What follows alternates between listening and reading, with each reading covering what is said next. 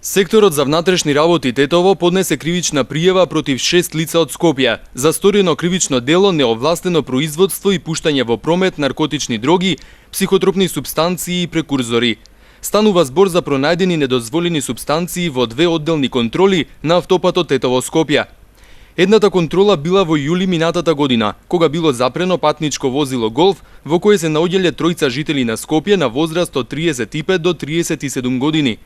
Пронајдени биле 0,91 грам наркотична дрога марихуана, 16 шишиња метадон и 7 пакувања диазепам. Вториот случај бил откриен во јануари годинава, во патничко возило Поло управувано од 34 годишен жител на Скопје, во кое биле и двајца сопатници на 33 и 35 годишна возраст и двајцата од Скопје. Пронајдени од земени биле 42 кутии метадон, 2 кутии амзол, 8 кутии хепатон, 3 кутии апаурин и 19 кутии диазепам.